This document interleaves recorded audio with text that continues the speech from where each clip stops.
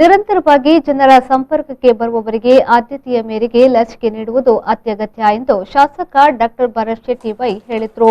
ಸುರತ್ಕಲ್ನ ಪ್ರಾಥಮಿಕ ಆರೋಗ್ಯ ಕೇಂದ್ರದಲ್ಲಿ ಫೋಟೋಗ್ರಾಫರ್ಸ್ ಸವಿತಾ ಸಮಾಜ ಬ್ಯೂಟಿ ಪಾರ್ಲರ್ ಸೇವಾ ನಿರತರಿಗೆ ಲಸಿಕೆ ನೀಡುವ ಅಭಿಯಾನಕ್ಕೆ ಚಾಲನೆಯನ್ನ ನೀಡಿ ಮಾತನಾಡಿದರು. ಅಲ್ನಾಕಾದ ಸಂದರ್ಭದಲ್ಲಿ ಸಮಾಜದ ಪ್ರಮುಖ ಭಾಗವಾಗಿ ಸವಿತಾ ಸಮಾಜ ಬ್ಯೂಟಿ ಪಾರ್ಲರ್ ಫೋಟೋಗ್ರಾಫರ್ಸ್ಗಳು ಹೆಚ್ಚಿನ ರೀತಿಯಲ್ಲಿ ಜನರ ಹತ್ತಿರದ ಒಡನಾಟ ಹೊಂದಿರಬೇಕಾಗುತ್ತದೆ. ಹೀಗಾಗಿ ಇವರಿಗೆ ಲಸಿಕೆಯನ್ನು ನೀಡುವ ಕುರಿತು ಆರೋಗ್ಯ ಇಲಾಖೆಗೆ ಸೂಚಿಸಿದ ಮೇರೆಗೆ ಸುರತ್ಕಲ್ ಪ್ರಾಥಮಿಕ ಆರೋಗ್ಯ ಕೇಂದ್ರದಲ್ಲಿ ನೀಡಲಾಗುತ್ತಿದೆ ಎಂದರು. ವಿವಿಧೆಡೆ ಕ್ಯಾಂಪ್ಗಳಲ್ಲಿ ಪ್ರಥಮ ಲಸಿಕೆ ಪಡೆದ ಬಳಿಕ ದ್ವಿತೀಯ ಡೋಸ್ ಪಡೆಯುವವರು ಆಗಮಿಸಿದ್ದಾರೆ. 18 ವರ್ಷ ಮೇಲ್ಪಟ್ಟ ಯುವ ಸಮಾಜಕ್ಕೂ ನೀಡುವ ಕುರಿತು ಕ್ರಮ ಕೈಗೊಳ್ಳಲಾಗುತ್ತಿದೆ. ಗೊಂದಲಕ್ಕೆ ಎಡೆಯಾಗದಂತೆ 2ನೇ ಡೋಸ್ ಪಡೆಯಲು ಬಾಕಿ ಇರುವವರಿಗೆ ವಾರ್ಡ್ ಮಟ್ಟದಲ್ಲಿ ಕ್ಯಾಂಪ್ ಮಾಡಿದಲ್ಲಿ ಅನುಕೂಲವಾಗುವುದರಿಂದ ಈ ಬಗ್ಗೆ ಸೂಚನೆ ನೀಡಲಾಗುವುದೆಂದು ಹೇಳಿದರು.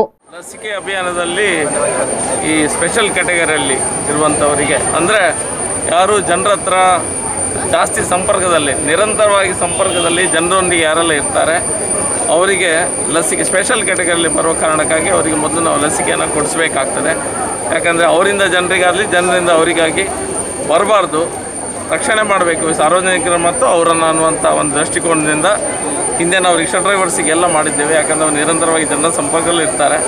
ಅದೇ ರೀತಿಯಲ್ಲಿ ನಿರಂತರವಾಗಿ ಜನರ ಸಂಪರ್ಕದಲ್ಲಿ ಇರುವಂಥವರು ಮತ್ತೊಂದು ಅಂತಂದರೆ ನಮ್ಮ ಸವಿತಾ ಸಮಾಜದವರು ಸಲೂನನ್ನು ಇಟ್ಕೊಂಡು ಹೇರ್ ಕಟ್ಟಿಂಗ್ ಮಾಡುವಂಥ ಸವಿತಾ ಸಮಾಜದ ಬಂಧುಗಳೇನಿದ್ದಾರೆ ಅವರು ಸಹ ಸ್ವಲ್ಪ ನಿರಂತರವಾಗಿ ಜನರ ಸಂಪರ್ಕದಲ್ಲಿರ್ತಾರೆ.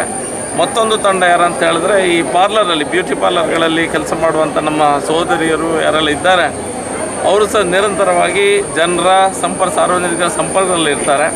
ಹಾಗಾಗಿ ಅವರಿಗೆ ಸಹ ಮತ್ತು ಫೋಟೋಗ್ರಾಫರ್ಸ್ ಅಸೋಸಿಯೇಷನ್ನಿಂದ ಬೇರೆ ಬೇರೆ ಕಾರಣಗಳಿಂದಾಗಿ ಪಾಸ್ಪೋರ್ಟ್ ಸೈಜ್ ಫೋಟೋ ಇರ್ಬೋದು, ಬೇರೆ ಬೇರೆ ಫೋಟೋಗಳನ್ನು ಬೇರೆ ಬೇರೆ ವಿಷಯಗಳಿಗಾಗಿ ಅಗತ್ಯತೆ ಇರ್ತದೆ. ಜನರ ಸಂಪರ್ಕದಲ್ಲಿ ಅವರು ಸಹ ಇರ್ತಾರೆ.